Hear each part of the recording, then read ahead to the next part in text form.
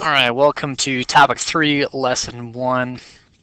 And before we get into example 2, we're going to jump back and do a quick review of example 1, looking at this idea just in case you didn't quite understand how they got to their final answer. So the problem did a nice job of setting it up, understanding why you have 75 over 100 and x over 15 to show that relationship of equivalent fractions. And so that was the first picture that was given to you. Good picture. The next picture gave you this. 75 times 15 equals x over 15 times 15. And this is where some confusion may come into play as you don't quite understand why you're multiplying by 15 on both sides. And that's what I'd like to explain to you here. So the goal here is to get x alone, our variable of x completely alone, so that we can solve for it and know exactly what that number is. To do that, you need to eliminate the other numbers from the right side. And so looking at this, we can see that we have a 15 in the denominator. So that's the same as a fraction with a denominator of 15. And so to eliminate that, we're going to multiply by 15, or in other words, a 15 over 1.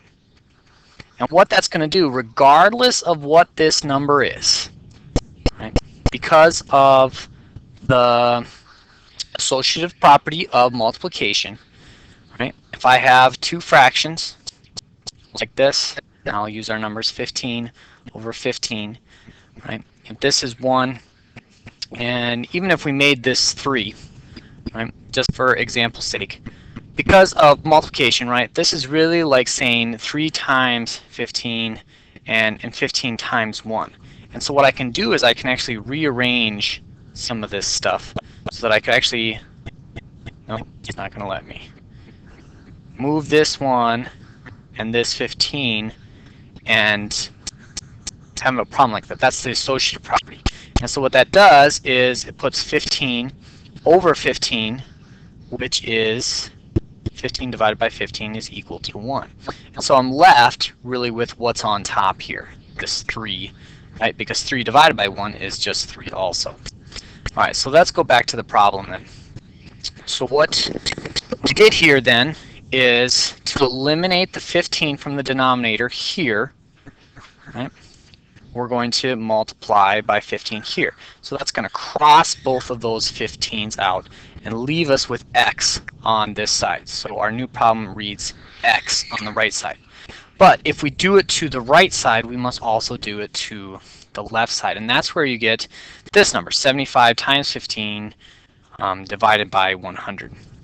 And so to solve this then, right, we have 15 times 75. So that's our numerator times numerator, and then our denominator times denominator, 100 times 1.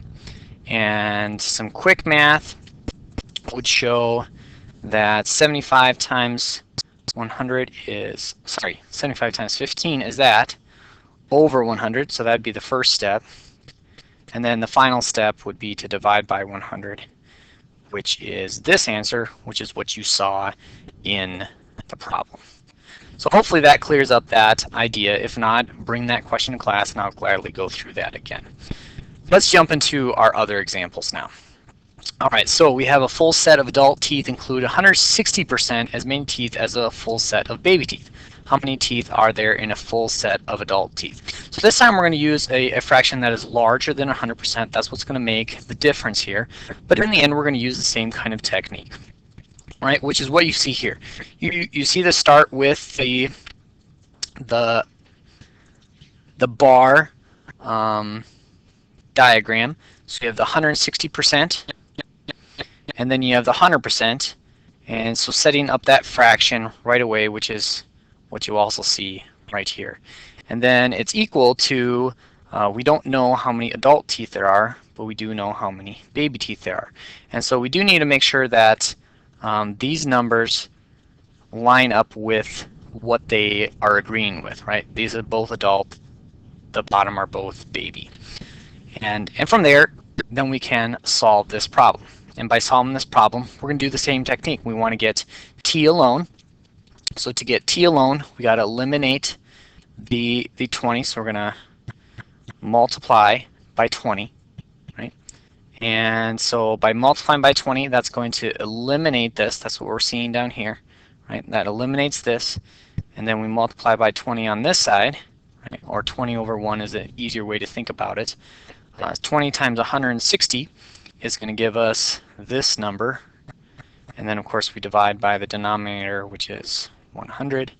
And these hundreds are going to get rid of these zeros. And so we're left with 32 for our adult teeth. Okay, if you feel I kind of went a little bit too fast through that example, then rewind and watch it again. Figure out the steps that didn't make sense. All right, then with example 3, we're looking at a number that is smaller than 1%. Right? So first example was just what we call your typical percentage. Second example was a large percentage, and third example is a really small percentage. So we'll get a good taste of everything. So with here, we got our problem set up, and we're looking at this picture here, this distance of 93,000 million, miles. It's the distance between the sun and the Earth, which is 0.27% of the distance would be the moon and the Earth. Right, so we want to know what that distance is. Right?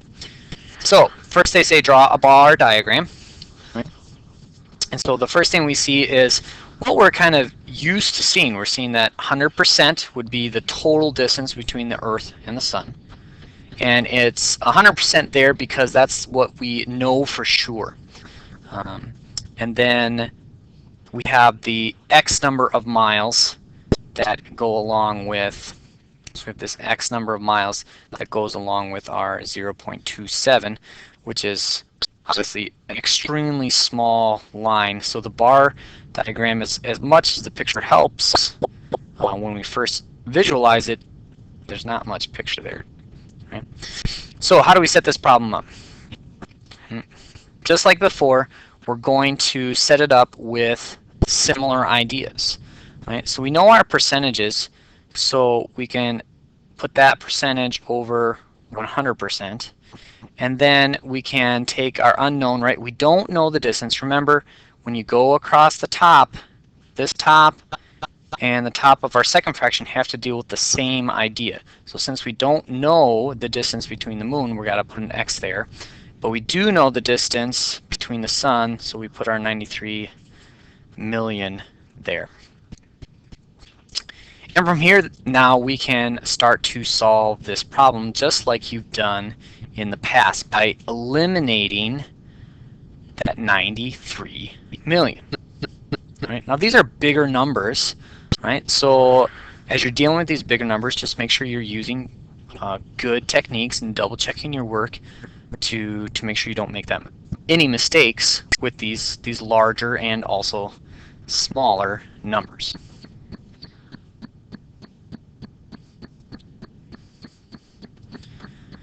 All right, so then we have our problem set up then, and so that's why we're going to take this 93 million, right, and eliminate each other by multiplying by 93 million. So that leaves us an X on one side, and then multiply by 93 million. So that's 93 million times 0.27.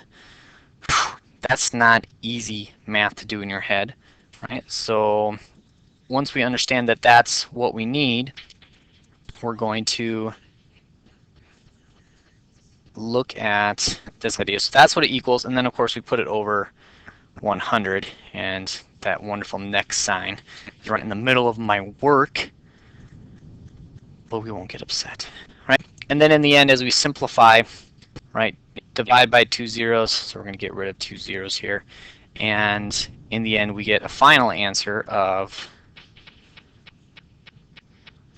this distance with a miles label, right? And so we're looking at that idea.